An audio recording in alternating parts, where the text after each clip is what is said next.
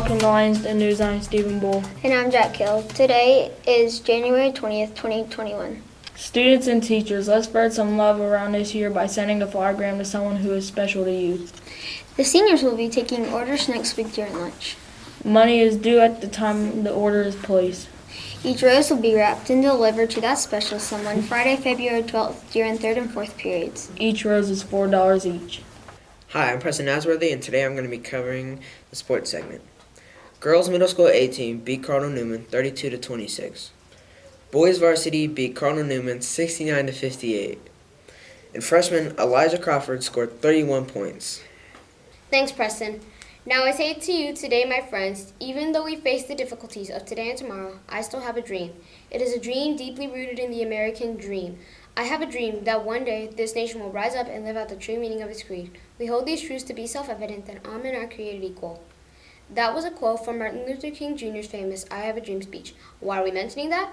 Monday was Martin Luther King Jr. Day, and while others think of it as a day off, it is actually an important holiday to commemorate Martin Luther King Jr. and his achievements.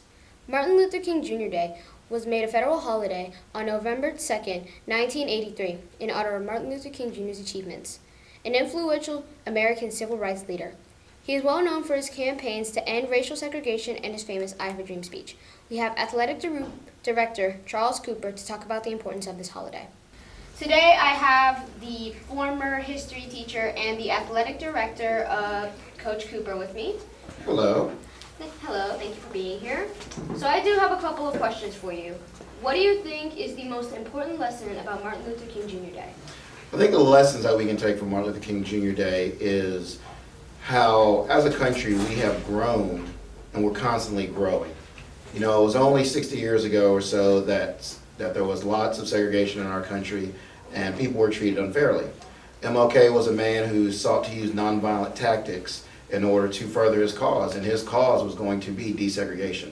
His goal is that all Americans would be seen as equals, and that's something that we as a country are striving for.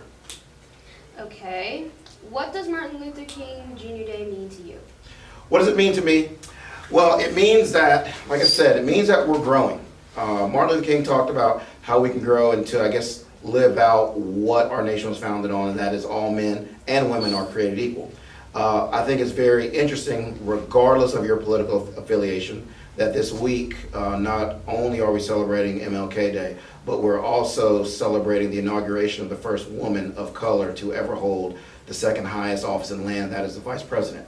Like I said, it doesn't matter where you are politically, that is huge, because you have to think about the fact that her mother was not able to drink from the same water fountain as a white person was when she was growing up. Her parents were segregated against. They were told they had to use separate facilities. So it's really a big deal, and it's really important that we take these things that happen in our country and we continue to evolve and continue to grow and really try and live out what MLK wanted, and that was that we see people for who they are and not the color of their skin.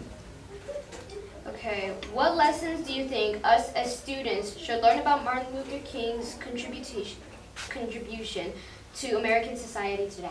What you guys can learn is, I think first and foremost, is that you do not have to be violent to get your message across. We are looking at the world that we're living in right now, and we see a lot of people who are loud and they're boisterous and they just want to be violent. You don't have to be that way. Martin Luther King was a very non-violent person. He learned from Gandhi, and really what happened with him was he realized that non-violence would end up creating violence, and that would gain attention. The Bible talks about turning the other cheek. He realized that what he was doing was not necessarily going to pay off in his lifetime, and it did not. But what he was doing was laying a foundation through nonviolence. And I'm hoping that students today can learn that nonviolence is a practical way to solve things. But I also want students to learn today that things are not going to happen instantly. We live in a microwave culture where things just happen all of a sudden. And we want short videos. We want all this stuff to happen really, really quickly. It doesn't always happen that way. You have to lay the foundation. You have to build slowly to get where you're going. If MLK was alive today, I believe that he would be very happy with what he's seen with the inauguration of the first vice president of color and female. But he would also say, we're not done yet. We can always strive to be better, and I think that's what you students need to know.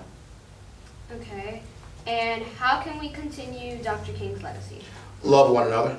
It's the bottom line. No matter what we look like, no matter what differences we have, And we're going to have differences. We're not always going to like each other, but we can love one another. When I look at you, when I look at somebody else, I'm not going to prejudge them. I want to get to know that person. And you know what? We might have differences, but that's okay. That's what makes us unique individuals. Thanks. The verse of the week is Psalm 34:4. I sought the Lord and he answered me. He delivered me from all my fears. This was the 5th edition of Lionsden News. Thanks for watching. Peace.